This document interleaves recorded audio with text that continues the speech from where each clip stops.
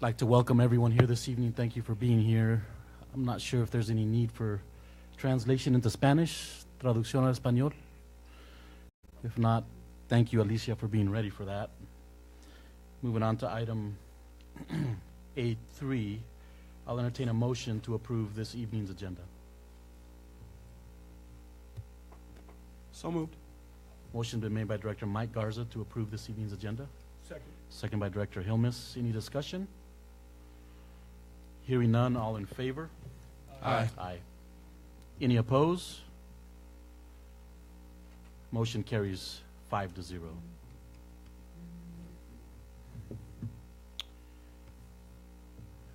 no public comment. Okay. Moving on to item B2, student rep reports, and so we'll hand it over to our student reps. Okay, first and foremost, I'd like to say on behalf of me and I believe Isabel, thank you for letting us go to the WASDA conference. There was a whole ballroom full of board members, but there was only around 3 tables of student reps, which was really shocking because you would think that there would be more. So I'm very proud that we are one of those schools that is implementing this and has implemented this, and I really hope it continues because I think it's an amazing opportunity for young kids. And while we were there, me and Isabel, we learned so many amazing things, and we got to see things from a different perspective, and we got to talk to Dr. Hurst a little bit about it afterwards, and it was a really great talk, and I hope that there is some follow-up on that. And please just continue with this program, and just in case there's any doubt in anyone's minds, student reps do make a difference, and I think it makes a difference in the students' lives too.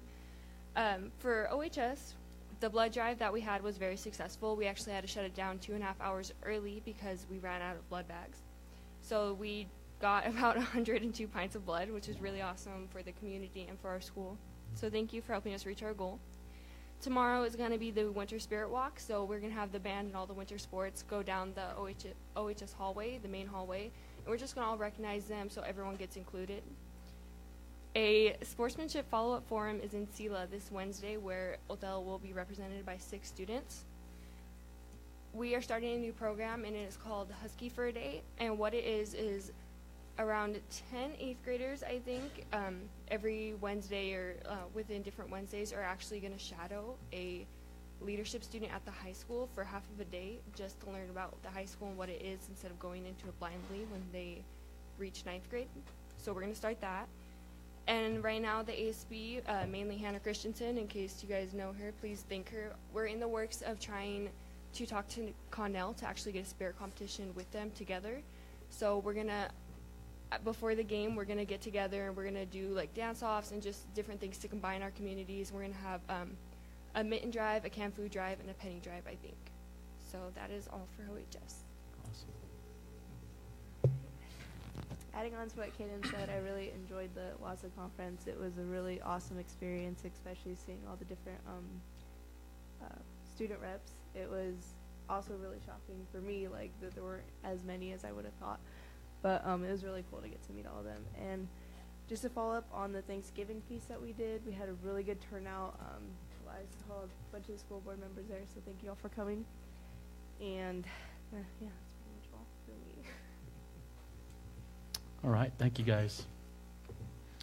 Moving on to item B3, board member reports, and I think we'll start off with Director. Yeah, so we have a full board. As the vice president, I was asked to do this part. So if the whole board could come around to the front, and I'll grab the other mic.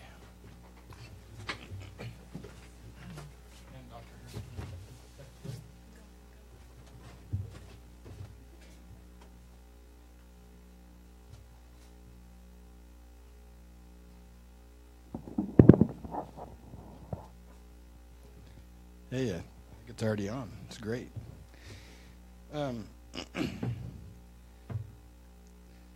So we have the I think this is on. We have the opportunity and privilege as vice president to we've had an election. We have 2 new board members coming on the board in our next meeting, and so with that we have 2 board members who neither of them lost an election. They both decided to retire from school board. And we wanted to take just a minute to recognize them for the hours that they put in and the service they've rendered through these years. We'll start with Stuart, as he's the longest tenured school board member on the board. 13 years, and I did a quick calculation. That's easily between 1,200 and 1,500 hours that he's spent, individual hours, which is a lot of commitment to our students. And I'll let Stuart speak to why he got on the board and what he feels he's accomplished. But for me, watching Stuart, I've just watched the love that he has for the students, for the Othello community, and that his heart was always pure on the board. Not that others haven't been, but his intention always as a board member has been to put our students first, to make sure that Othello is a good place to come and to learn and to have fun and be safe. But 1,300 hours, it's time well spent. But congratulations, Stuart. We're going to miss you.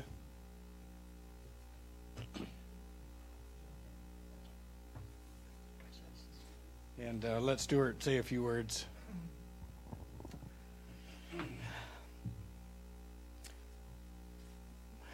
Look up the cameras. It's been a very good 13 years. Tony figured out some hours, and it's pretty incredible the payback that you get from doing this, because the reason I do this and the reason the rest of the board does this is for the students, and that's our focus, and that's our goal. Is we try to improve what we can do, the education, the opportunities for our students every day. And I've worked, the school board has been great. They've been great to work with. I've developed friendships with the other board members that I would never have done if I wouldn't have been on the school board. And the relationship with, we have a new superintendent, and the relationship with our new superintendent's been awesome. Great to work with. He has our same philosophy that we want, which is children come first, and that's why we're here. And we got 2 new school board members coming on, and I know that they'll have that same goal and that same drive that the rest of us have for improving the Othello School District. Thank you.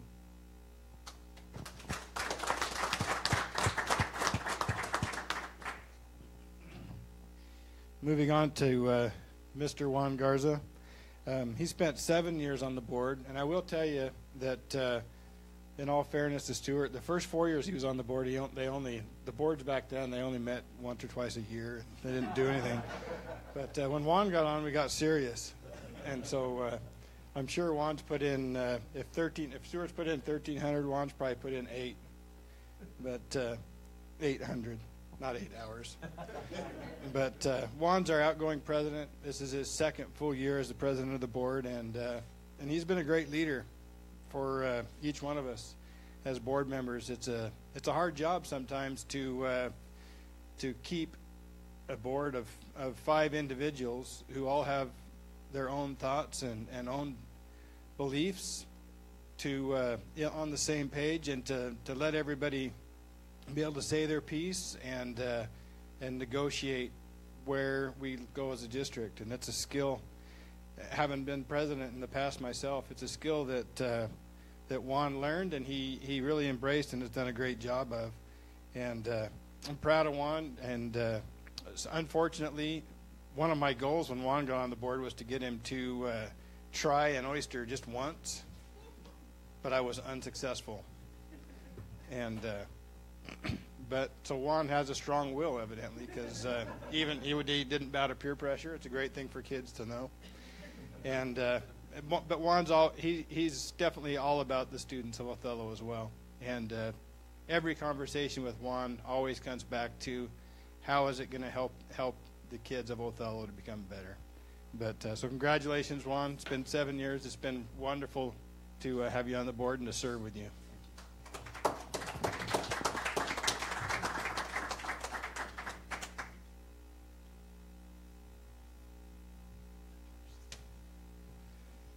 So I'll keep this short. It's obviously, for anyone who knows me knows that I have a passion for kids. So it's a bittersweet moment for me because I love being a part of the board.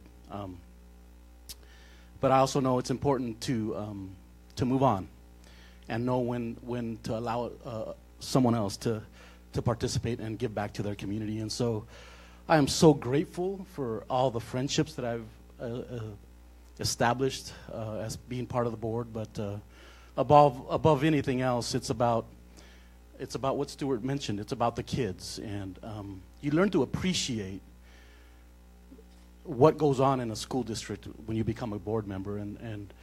And the truth is, there's so many people that are working hard. And though our concentration is always about the kids, one of the things I learned as a board member is that we have to hand it to the staff that's part of this district and to the leadership because they put in so much time and energy and effort into doing what is best for kids. And so I really appreciate that. I'm going to miss being a part of this, but you know, my advice to the incoming board members is simply this.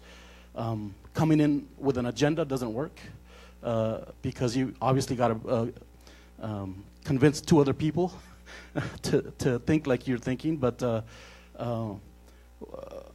one of the greatest accomplishments for me personally was the institution of policy governance. And so I appreciate the fact that we have a district that is run through policy, and that does away with any type of and I'm going to say it like I'm thinking it, micromanagement, because before that, that's what happened, and I appreciate that's really come to really change things in this district. And so I can say honestly, in the last 7 years, from the first day that I started as a board member to today, kids are so much better off today, and I'm proud of that. And so thank you to everyone, to all the staff, to Dr. Hurst, whom is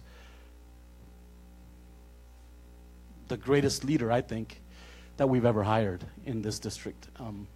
Not to take away from any of the other leaders, but his heart's in the right place. And so I hope the support for Dr. Hurst continues. And so I appreciate everything, and thank you for this recognition. Just real quick, I just wanted to give Dr. Hurst a minute to say what's on his mind, and then we'll go back to Juan being the president. So, one of the things I just shared, we were having a gathering, and the directors was here, and I was talking about a familiar Marine Corps phrase that we use, and it's not used a lot. It's only for those who really look out for other individuals. And the phrase is just simply, thank you for having my back. And again, it's used sparingly. And one of the things I could say about Director Stuart Hilmes and also Director Juan Garza is that they've always had my back as superintendent, meaning that throughout all the conversations that transpired last year, and I shared with them that it was a tough year, you know, just looking at the vision that we have for the district. But I can say that these gentlemen, even outside of my presence, stood their ground on the vision and stood for me. And that really means something for me, being a Marine, once a Marine, always Marine. So I really appreciate them for having my back. I shared also my the confidence that they had in me, and just looking at the application, taking a very serious look at the application and having enough confidence to say, yes, we believe in you. So I just want to thank these two gentlemen for having my back, and then also having the confidence to hire me. You are appreciated. I really appreciate you, and definitely going to miss your presence. Thank you.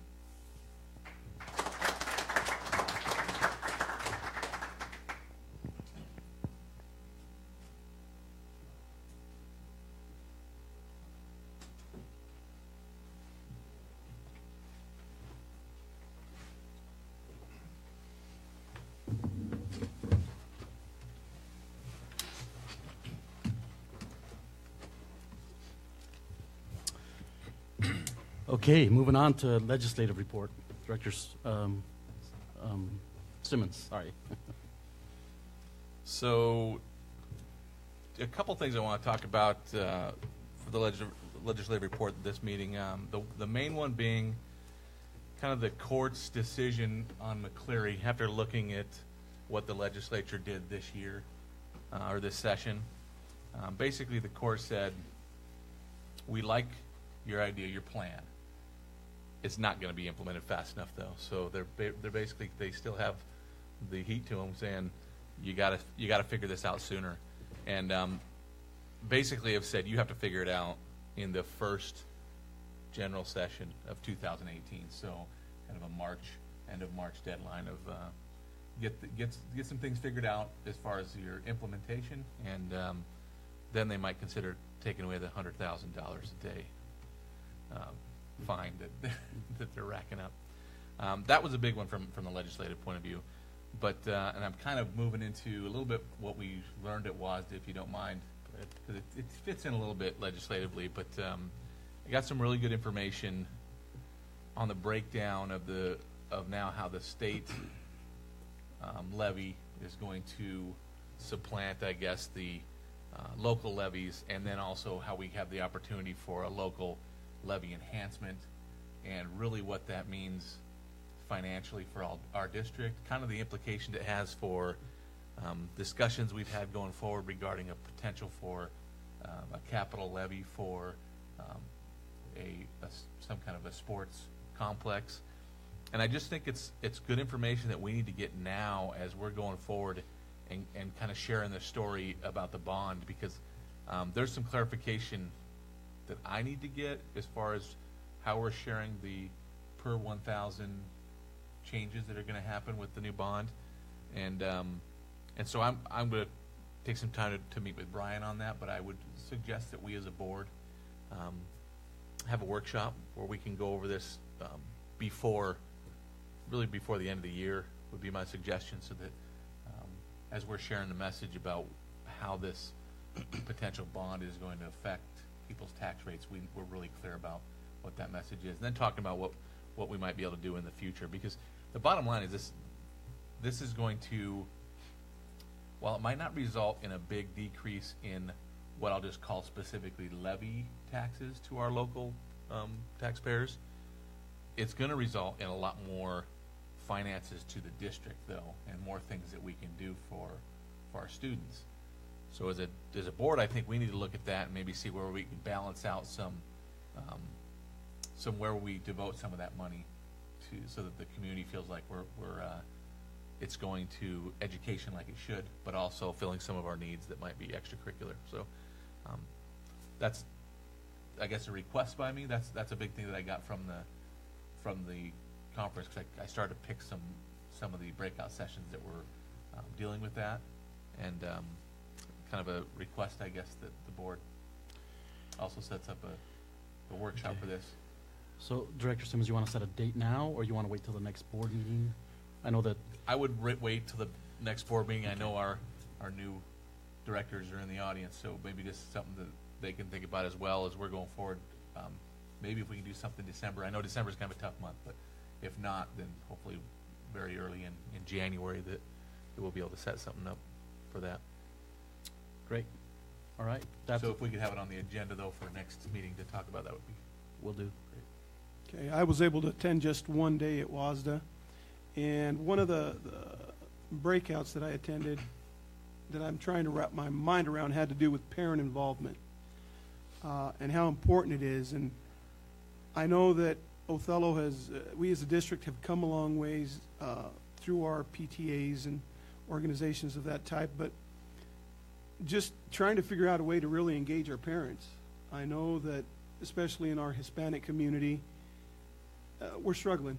And I know that President Garza has always said when we go to these conventions, if we come back and we write a new policy, it was worth it. And some policies have come from some of these conventions, and I don't know that I'm ready to write a policy, but I have been trying to wrap my mind around being more involved in that aspect of it, researching a little more what the district is doing to try to accomplish this. But just the importance of the parent involvement in the education of their kids. It was a good breakout.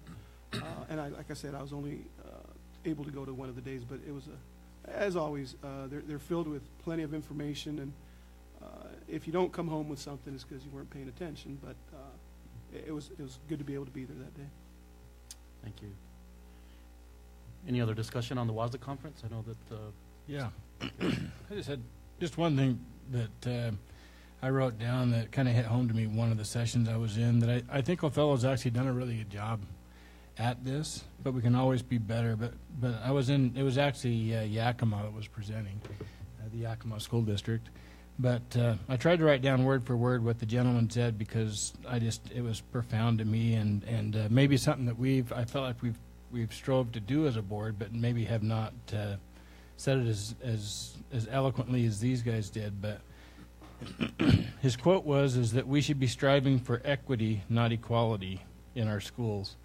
We should not set to try to provide the exact same services for every student. We need to strive to provide services based on each individual student's need.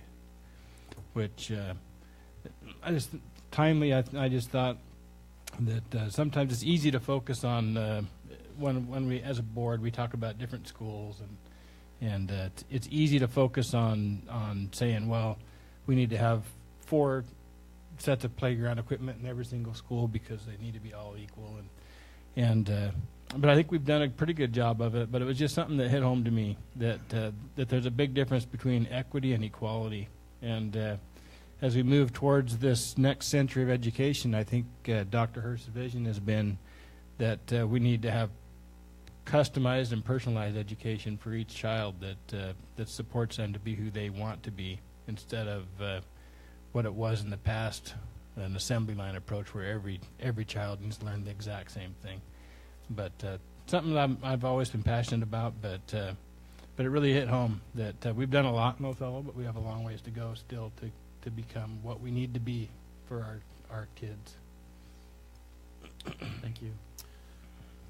So I know the student reps talk a little bit about, but any more you guys want to talk about just specifically regarding the conference and some of the sessions you attended? So the first breakout session that we attended, I can't remember the name of it, but I know that they were talking about, I can find it. they were talking about parent involvement, and they had over 41,000 hours of parent hours, just like in the classroom and helping out around the school. So I thought that was really cool. And I don't know exactly how they implemented that, but they had an alternative learning school where kids would go to regular school 2 times a week, and the rest of everything would be at home with the parents. Like, they would have their Chromebooks, and they would do it at home and help them get used to the college experience. And with that, they were able to have classes filled with kids at all different ages, because everything was on their own and was on their computer, because it gave them responsibility. So there was never any clash being like, oh, I can't talk to you because you're a senior and I'm just a freshman, because they were always working together. And parents were actually encouraged and welcome to come on campus and help teachers teach and help students that were struggling. So that's why they logged in so many hours. And then they also put parents in like classrooms where they would be good at. So like they had like a physics or something. Like, he was really good at science, so they put him in a science class, so where he was actually able to help out the teacher instead of putting him in like an English class where he might have not have been so helpful. So I thought that was really cool and interesting. One of the really cool things that me and Isabel went, we actually went with Jen. It talked about a type of social studies learning. They called it ethnic studies, but obviously they weren't able to officially name it that. What they would do is that they took part of the semester each year, a section of the year, to learn about history through a different culture's eyes, like through an African tribes or through someone from England, just to look at all perspectives instead of this tunnel vision one that everyone's learning right now. So that made everyone be able to form their own opinion about what history happened instead of just learning the basics of the book. Any questions? Yeah, that brings up a couple questions. So how do you think that's something that Othello offers right now, that perspective? I think we really teach by the book here. like, this is what happened, it's history, it's in the book, you can't argue with it. Like, they're not really, I haven't been in a class that was really accepting of seeing things from a different point of view, because from standards, that is not what our standards say. This is how this is how history happened through America's eyes, and that is what we learned because that's where we're from. But I think there's an importance, and there's actually a need to learn history through other people's eyes, so we can learn from our mistakes and from other things that happen that we may not be aware of. So, what do you think could be done to make that change? I definitely think if we give the teachers the ability and resources that they need to be able to teach from different texts instead of just the one that everybody teaches from, I think that would definitely help them be able to teach their students in different ways. And some students might definitely learn better from the other ways rather than just this one textbook. So do you think it's a curriculum issue? Kind of, yeah. And it's also, I guess, teachers' preference on what they want to teach. I think one of the big issues that a lot of people have with it is that it's an uncomfortable subject to talk about. Thinking like our country is not as perfect as everyone makes it out to be, or maybe that my culture's past or my ancestors' past is this terrible thing. It's something that we have to admit and accept and then move on from, instead of keep on dwelling in it. Kind of, we need to learn from everyone's past and everyone's mistakes, but we can't be stuck in there like we are now. Because right now I'm learning the stuff I'm learning in my social studies class I learned in freshman year, or I learned in 8th grade, where I'm stuck in that same spot, and it's because I'm seeing it from one perspective. Have you guys or any of your friends gotten involved in any curriculum decisions as far as reviewing the curriculum that's being recommended, being on any committees? I'm certain, because it's in our policy, that we include students in all decisions we make. I'm not aware. That No, well, I that, didn't you might not have know. had a specific opportunity, but Yeah. That's a great thing to let your fellow students know going forward, that when curriculum decisions are made, students can be and need to be part of that process. So that would be the time for that voice to come out. I'm glad that you, because you went to this conference, you got to gain a perspective that your other fellow classmates maybe didn't, and you got to be able to see how it works in another district and how they've been successful. So I would encourage you to share that among your classmates and the leaders of the Othello High School and Desert Oasis to help make that come to pass. I know you're a senior and you're going to be gone in a few months, but I think it'd be awesome if that perspective, even if it got to a point where you were involved in the committee and it engaged some teachers to go to that district and find out what was going on. That's the first part of the process for Chris and as they look at the validity of the program and how it all works. But it always has to start from somewhere, and anybody can be the catalyst that starts it. Can I make I don't know if it's a request, or I didn't know that students were involved in the curriculum decisions. Is there a way we can make that more known to students so they're able to get involved with that instead of just complaining about it without any? Have them read our policies. Oh boy, some people barely do their homework. There's a process. I'm sure that's used. Probably Chris could speak to that, right? As a matter of fact, the head person that's over that review is Mr. Pete Perez, and he can talk a little bit about that. So I think over the last year and a half, we've heard a lot about global preparation and global citizenship, and I think we've all come to understand that there are curricular issues, like what materials are we going to put in front of kids, and there are also instructional strategies and methodologies, and we're all learning as we go.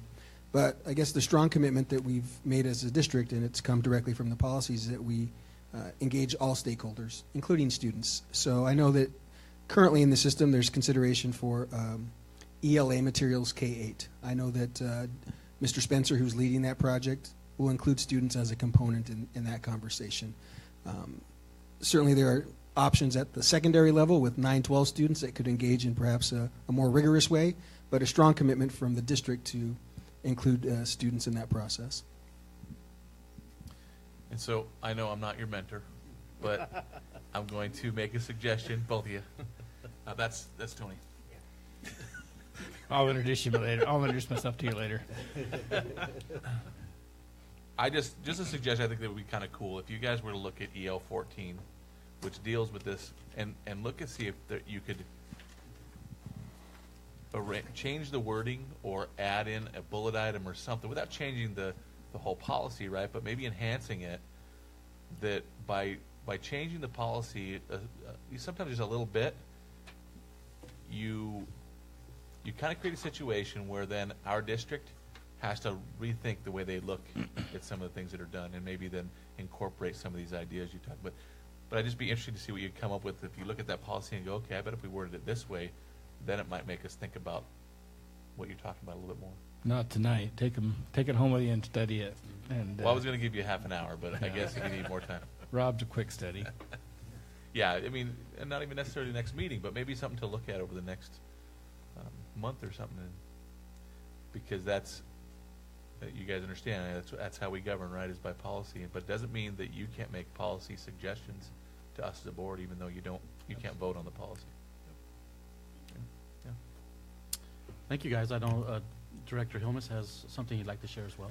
Well, since we're talking about our student reps, I just wanted to make sure that the rest of the board was aware of this, that two students from Othello High School and/or Desert Oasis is selected as leaders in sportsmanship, and our student rep happens to be one of our two students from Othello High School. It's incredible. Who's next to her?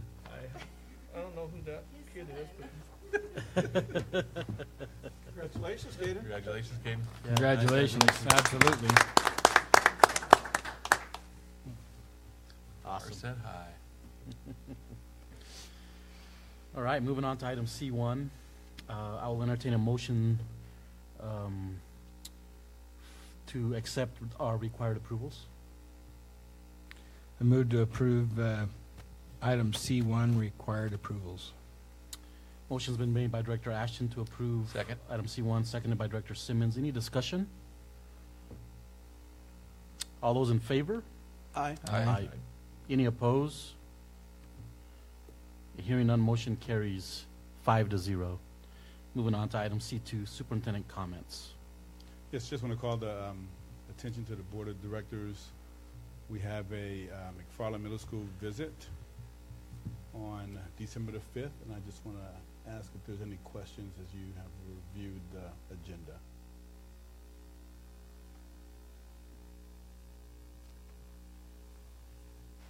Just the communication to the parents about the breakfast, that we emphasize that at Absolutely. a school level. So what we're going to do, sir, is we're going to use the exact same procedure that we just used, where we send out a flyer Okay. and then Blackboard notification to all Very good. parents also. Great. Moving on to item C3. The board was provided with all the documentation, so unless there's a question regarding any of the services follow-up items, then we'll move Going on. back to C2 real quick. Okay. Yes, sir. One, and just, I'd like to ask your permission to, I know this will be the last official function that you do as the president, but I'd also just like to ask your permission that we have a special invite to the incoming board members so that they can be introduced to the McFarland staff while we're there, if they can come, Yeah, that's a great idea. if they're available. You have my permission. Okay. You guys are invited. Please come so we can introduce you. Be prepared to be called on to give your vision. Ooh. Okay, item C3. Any questions from the board regarding the documents that you were able to read? If not, Hang on, I'm just Okay. changing the time a little bit. I have Calendar. what is the CEP program? What is that? Dr. Bodo can speak to that. Still struggling with acronyms. I am still struggling with this. Is an acronym I have not heard of yet.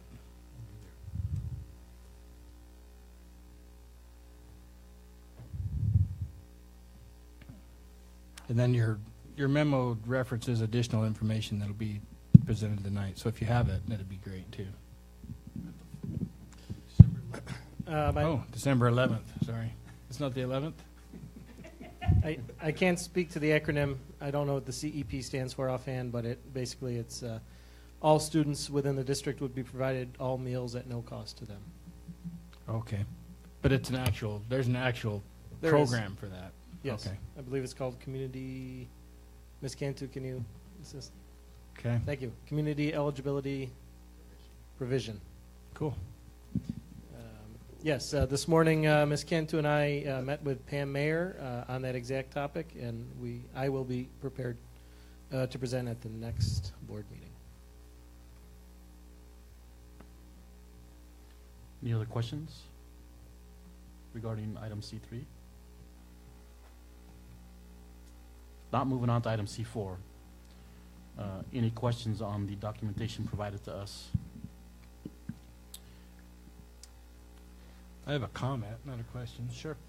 Just my only comment is on the update of the school bell times that I'm sure will be announced publicly, and so I don't want to dwell on that part of it. But what I do want to thank Dr. Hurst for is that he followed policy and got input on this important matter from all stakeholders, even though it's going to end up, in some people's eyes, maybe a lot of work for nothing. But I just appreciate you following the policy and including the public in this decision. Speaks to the transparency of it, and I'm appreciative of also of the procedure, the way you went about it. Well, and being proactive, so you could have waited till January 1, then what are we going to do? But you had a plan going forward. You said, okay, let's start this process. What came out of that maybe was people that stepped up and said, hey, we need bus drivers. I never heard that, which I don't know how anyone could have never heard that. But yeah, we'll try to do this. And so in the end, we didn't have to make a change. So it just seems like a big win-win. I appreciate the process. Yes. Yeah, please. Just very quickly, I just want to thank our team, really. Sandra Villarreal led this process, and also Pete Perez supported her. But sincerely, thank you to Sandra and really being innovative and also aggressive in putting this forward. So thank you, Sandra. Thank you. Thank you. Thank you. I have a second question, though. So the district operating policy that's being proposed, I'm assuming, is this kind of like the idea being the first reading and then it's going to be for approval later, or is there looking for approval tonight? Yeah, so just clarification from the board on just direction on how we would like to do the DOPs. Prefer to have those in the required approvals. My mind is just a little bit foggy just on that conversation. When I brought it up to you, I was a little bit as well. I know we had this discussion. Yeah. So I know that maybe some people could look at certain district operating policies and say, I don't know if the law requires the board to approve that. Right. But then to have to go through and, in my opinion, decide which ones are, which ones are not might be difficult. Mm-hmm. So I would say just approving all district operating policies is probably something the board should do. And I would say do that in required approvals, and it's up to us to ask questions before we approve it. So Awesome. it's up to us to read it and then say, okay, before we approve, I do have a question about, or even pull it and add it to a different agenda item if need be. Yeah, I guess That's my opinion as well. Is if the intent of putting it this way is you want a bunch of director input on it, then maybe you'd word this different. Okay. And put in here, we're looking for your input as directors, basically requesting us to micromanage. If that's not your purpose, then I think it should just be in required approvals. Awesome. And if a board member wants to pull it, he can. If that makes sense. So It does make sense. when it's over here, I look at it and say, well, Yeah. Chris must want me to Okay. wordsmith this for him because it's not in required approvals. If that makes sense. to It me. makes sense. It doesn't matter to me. You can keep putting it here, but that's what it tells me as a board director. So what I would say for this particular board meeting, we'll use this as the first reading, but in future board meetings, it'll be in required approvals. That was only 2 board members, by the way. We need No, a that's third. fine. We need it. Okay. Good. I agree. Okay. Good. Awesome. I would say it is in a place where it could be, and action could be taken if there's something you would just like to be done with, I have no problem making a motion to approve. So, We would. okay. I move to approve recommended district operating policy 5700. Motion's been made by Director Simmons to approve DOP 5700. Second? Second by Director Mike Garza. Any discussion? All those in favor? Aye. Any opposed? Hearing none, motion carries 5-0. Thank you.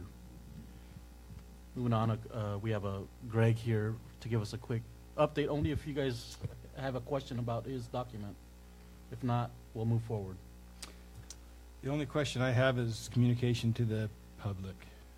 And it's really not for Greg, it's more for Chris. Yeah. What are we doing to communicate to the public the delay and why, and just to save myself from getting a whole bunch of calls in March as when kids aren't playing on the courts for 10 days or something. So what I think we're going to do is I'll sit down with Greg, and we'll use our standard protocol for communication procedures. We actually have a communication plan. We'll utilize that to get all the word out to the public about what's happening with tennis courts. Great. Any other questions? Just a question for clarification, Greg. Sorry. I think it's going to be the last time I ask about this till maybe next February. I can maybe promise that. What I'm reading here, are they not going to put up the windscreens until the weather's good enough for the surfacing as well? Or will they potentially put up the windscreens earlier than the 50-degree mark? So we, at our site visit with the contractors and engineers, we made the decision to, same contractors installing the windscreens as doing the court surfacing. We asked that they waited until the surfacing was done before they installed the windscreens, just so if there's any spray or wind or anything that gets the court surfacing in the air, we don't want to get it on the windscreens. Okay. We want it to be put in afterwards. Plus, leaving it off one more winter, just that much less wear and tear on it. So, Gotcha. So that's I guess how I read it is the surfacing is going to get done sometime early March, and then 7 to 10 days later it'll be all done with the windscreens up. oh no, it takes him 7 to 10 days to do the surfacing and the windscreen Together. Okay. depending on what the weather temperature is going to be and the weather. So 10 days from when they start. Yeah, and once he starts, he In doesn't theory. stop. So it's 10 straight days. There's no weekends in there. He can't stop once he starts doing the surfacing. I hope they'll be okay. I do too. That was an operational question. I'm acknowledging that right now, and I will dock myself a point when I put myself suspect. Thanks, Greg. Thank you. See you in February. I'm going to get that. That's up to Chris. Okay, moving on to item D1.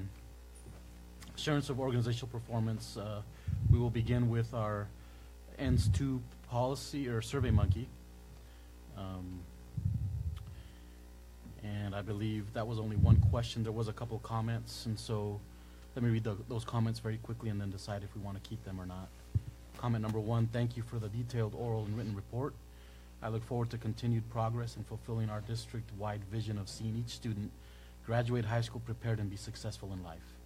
Comment number 2, great plan. Looking forward to seeing the measured results next year. Should this survey be separated into multiple questions that address each bullet item individually? So that's a great question. How does the board feel about that? I think it should. I was surprised when it was just in the one question when I took the survey. But personally, I think that's a good idea to separate it out. Most of our surveys have been separated out like that, so that'd be my one board member's view. And I like the first comment better than the second one. So what do the other I board do members think? I think it'd be very easy to separate them out, so I think it'd be beneficial. I think one of the benefits of have separate bullet items is that then when we're trying to choose compliance, we could potentially choose, there could be a non-compliance in one bulleted area, but that doesn't mean they're not compliant. He's not compliant with the whole policy, so it would be compliant with exceptions. So there's some advantages to that, as also as a board member to be able to distinguish differences. I agree. So, typically when we separate them out by bulleted items, we don't necessarily have the with exceptions as an option, right? Right. It's either in compliance or not. Right. The overall policy then, if there's one out of compliance, one of the bulleted items, then the overall policy would be in compliance with an exception. With an exception. Correct. Right. Isn't that how we've Yep. typically done it? I don't know if the board has liked it that way, because I guess I could look at this and say, well, we're in compliance on bullet item number 2, except with the effective decision-making part. I don't think we're in compliance there. And that would be, I'd be digging in pretty specific. I don't know that we'd ever get there, so.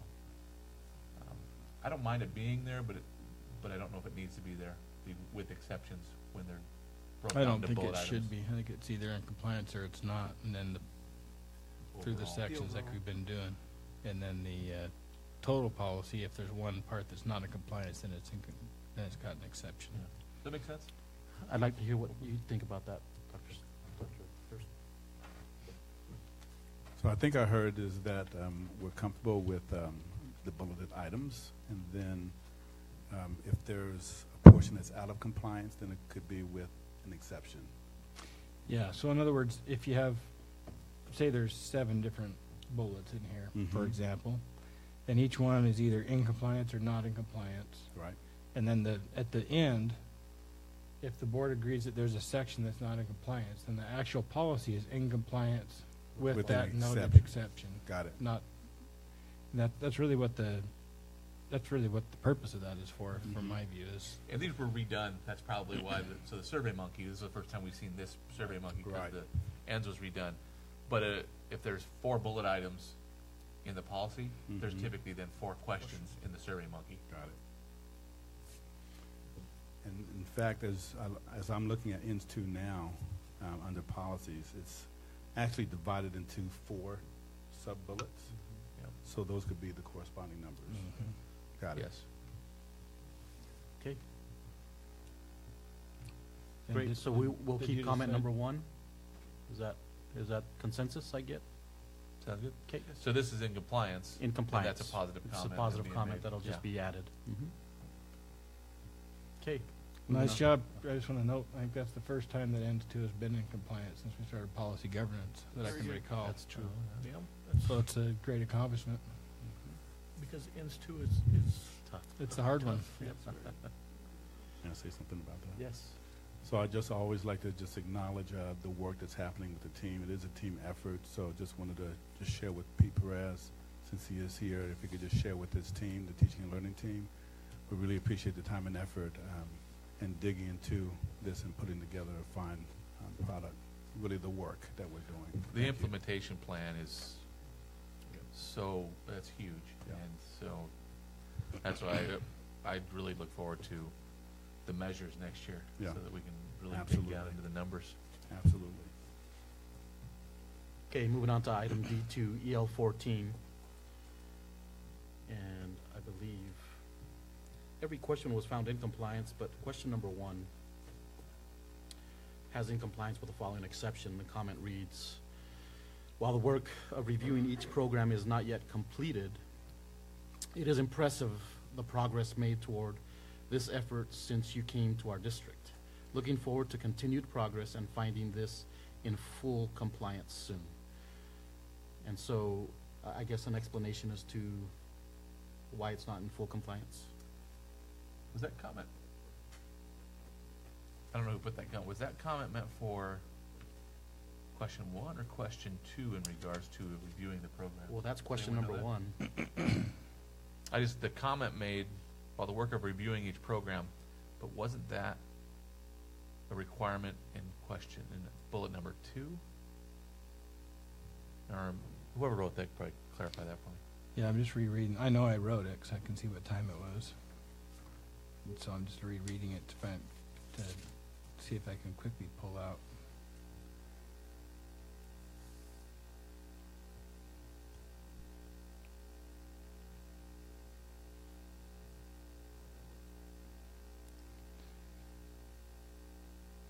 It must have been, all I can think of is there must have been some comments inside that report that made me allude to that we've made progress, but we're not fully done.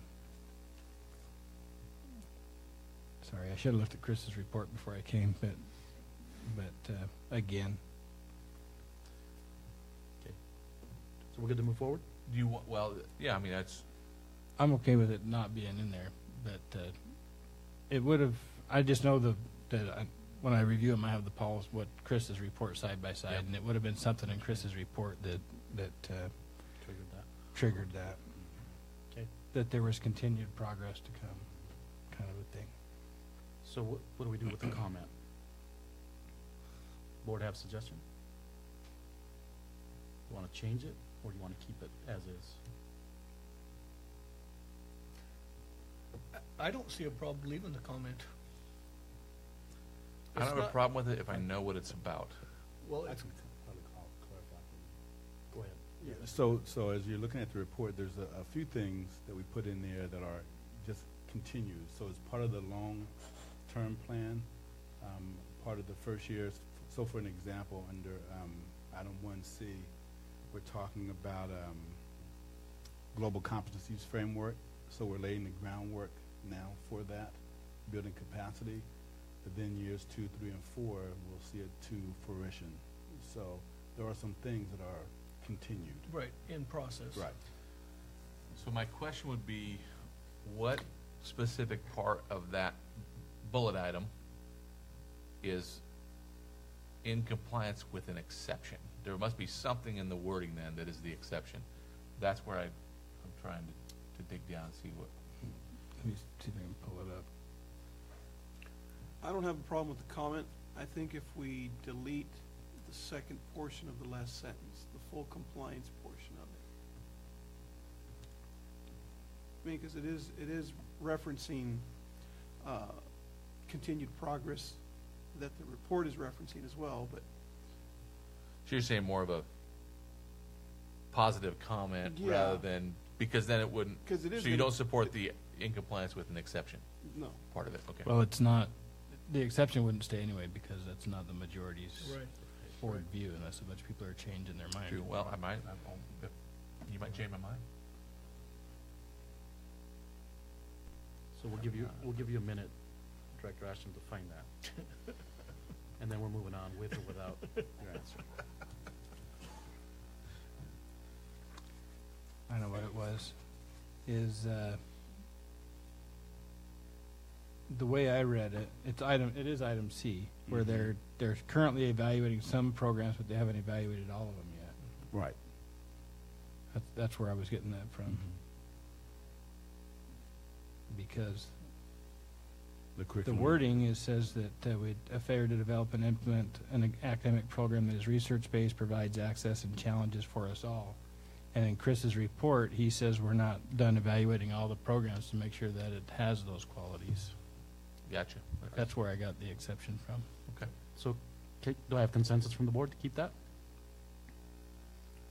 Okay. Moving forward, I believe okay, question number 2 has a couple comments. Let me read those quickly. Number 1, thank you for the detailed report of how you are monitoring our programs for effectiveness and basing them on the board's ends. Comment number 2, really appreciate the comprehensive list of programs and intentionality regarding effectiveness and rationale for what we will do going forward. Consensus to keep those comments? We should keep the second one.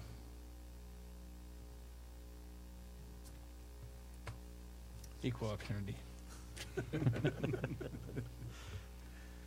I need a nod from other board members. That, good? Okay, we'll keep comment number 2 on question 2. And every other question, I believe, is in compliance, all 5 without any other comments. And so, moving on. So, EL 14, Overall, it's in compliance, found I to be in believe. compliance. Yes. okay. And we're keeping the comments on question 1 and the second comment on question 2. Okay. Okay, moving on to item D3, EL 17. I believe every one of these, other than question 1, was found in compliance. Question 1 comment reads, I have recognized the work that has been put in to create the systematic process to assess our advanced programs. I look forward to finding this fully in compliance in the near future. Who wrote that? I wrote the comment. I didn't mean to put it as an exception. It was just a comment. Okay. Because you mentioned fully in compliance, and so I wasn't sure if. Okay. Yeah, I just read the question wrong.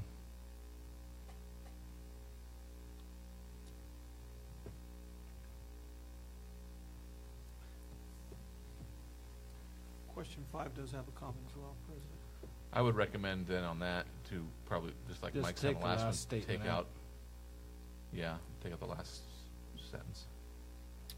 So we're taking out the last sentence on question number 1, the comment. That's what I would suggest. Yeah. Consensus? Okay. All right. Question, what was it? Question 5? This one I'm confused about, so I'm going to Okay. ask for some board input on this. So question 5, 4 members found in compliance, 1 in compliance with the following exception. Comment reads, I look forward to seeing continued progress toward your goal of having all eligible students automatically enrolled in rigorous academic programs. Okay, so I wrote that, and my question for the board is the policy reads that the superintendent will not fail to have a process where students who qualify to be in advanced classes are automatically put in, and Dr. Hurst put in his report that that is not the case right now, so I don't know how it can be in compliance. I see it as a direct contradiction to our policy for it to be in compliance, but maybe I'm misunderstanding our intention there. But I thought it was that we want students automatically enrolled in classes that they qualified to be in. Okay. Gotcha. So you've made some comments in the past that have made me rethink when I've marked something out of compliance. Blame it on me. No, it's soon going to turn around being good for you. Just where I've marked things being out of compliance, where you've mentioned, well, but What about? it wasn't in compliance for last year, but it is going forward in compliance. And I think that was my thought process on this, but I see what you're saying in that you're saying we're working toward compliance, but there is not a specific established criterion right now for self-selection. Is that what you're saying? Or That's what I'm automatic saying, enrollment, sorry. and that's why I Automatic marked it enrollment. with an exception, because everything else in that statement I felt like is in compliance. And that would except for shoot down one that, thing. our whole thing about taking out the with the exception, because now this is, True. there's really 2 things in this bulleted item. So you could have 1 out of compliance, 1 in. Mhm. So now it makes me rethink my Mhm. request. Because on there's that. several things inside of that. But I see what you're saying, is that I believe it will be in compliance, but as of the time of this report, there is no plan or criterion established. Is that what you're saying? So as of, I think there's a plan to Right. make it happen, Mhm. but the way I read Chris's report is that the way I read this is that that's not in compliance until the superintendent can say the There's a students criteria. that should have been in these classes were automatically put in, and they could opt out if they didn't want to take it. But that's not where we're at yet. You so want the to speak key to is that? where it says establish a criterion. There is no criteria established right now. No, it's further down. It's where it says as well as, it's not the criterion, it's Automatic as enrollment. well as automatic enrollment for students who qualify. It's the second part is where I'm saying. They can have a criterion that says this is the kid that gets in, but if they're not automatically enrolled in the class, then it's not compliant. Gotcha. Okay.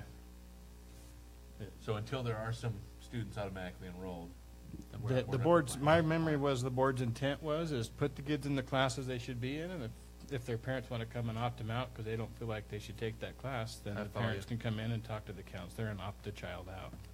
Put them in the harder class instead of an easier class, and let the parents come and say, I don't want my child in that class. I agree with your compliance with an exception as well. I don't know, maybe Yeah, I it's think- never been explained to Chris in that way, but that's the way.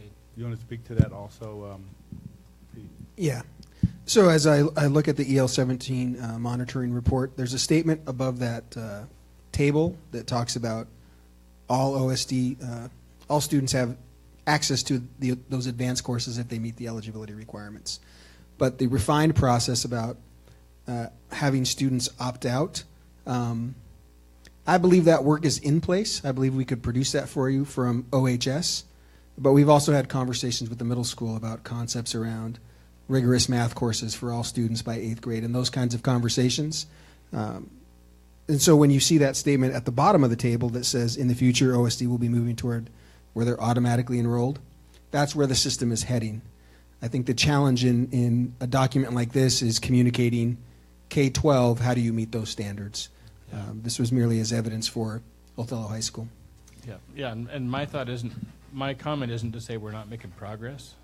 I just don't see it as that we're there enough to be able to say it's in full compliance at this point. Well, it's the wording of the policy. If the policy said we'll make progress Continuous toward, progress it or would be a something. different story. But it does say superintendent shall not cause or allow a failure to. Yeah. Okay. Good discussion. So EL 17 then will be in compliance with the following exception? Again, we'll keep that comment. Okay. Just my only thought would be one, just to help the public and me later, is when we put is to add in there not just the comment, but reference what part of the policy that exception is coming from.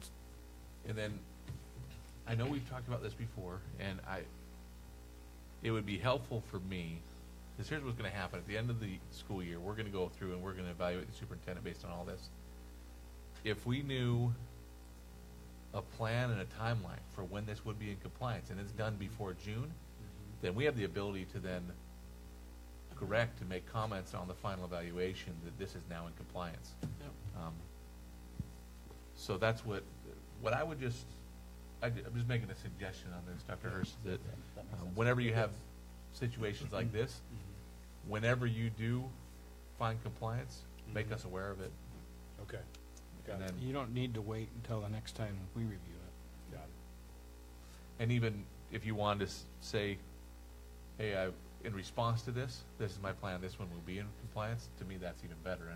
And I'm not trying to micromanage you on that, but I would say that would be my preference as a board member anyway. Could I make one additional statement, sort of in line with what you just suggested there, that might not require that we wait 6 months? Just got a document. It's titled Academic Acceleration Guidance Form, and it's actually the criteria that Othello High School has had in place for students so that that they do have to come in and opt out. So I'll share that with Dr. Hurst, and then we could get it to the board. Awesome. Great. Thank you. Thanks, Pete. Okay. Moving on to item D4, GP13. I believe every question on this survey was in compliance without any comments. So any additional questions or comments on that? I do have a question for the board. Okay. As I took this, I felt a little uncomfortable answering these questions because a lot of them are their perception, and as a board member, a lot of these questions, there's no way I would actually know if it's happening. So I'd be curious to hear the board's thoughts on, like it says, you know, the board member would have a private conversation between the offending member and the board president. I don't know how I would ever know. I'm not the president. I know that I was never an offending member, and I never got talked to by the president that I remember. But I don't know that anyone else has or has not. So I'm not sure exactly how we should be answering this, but I'm not sure if the survey format's right for this particular one, if that makes sense. I think There's several of them like this that I just, yeah. I don't know. I get that. I know nobody got removed, so question 3, so I figured that one we probably never happened. But I put a comment at the bottom of this too. I found in compliance in the past, if you put in compliance, comments wouldn't stick. I think, but this time it does. But I put a comment I thought on this saying that my understanding is that none of this has ever had to happen. So we're in compliance, but we've never had to approach it this way. But I wonder if sometimes the GPs, we need to maybe as a board give a little bit of an oral report during the Survey Monkey. or have the president give an oral report. That was going to be my suggestion. And so I know some of these questions I think only a board president could answer. But yeah, what does the rest of the board think And about? I just Nora? thought we were in compliance because of what you just mentioned. We never heard otherwise. We're definitely not out of compliance, Right. but is it really, can we really say we're in compliance? There's no Some of them, option I for mean, adding. the censure one, obviously, you know, that it's never happened. But private conversations Yeah. is just, it's tough for an individual board member to say. I yeah. know one had a private conversation with, he probably had several with one of us. I don't know which one. I won't share the name, but my suggestion is that you deal with this at the next retreat and really specify exactly how you want this answered, whether orally by the board It's president. not required by law, this policy isn't, Right. and we could But it definitely is the change it GP. if we don't think it's an issue. Yeah. So if somebody could not forget to bring it to the next retreat. Or the next board meeting for policy review. Yep.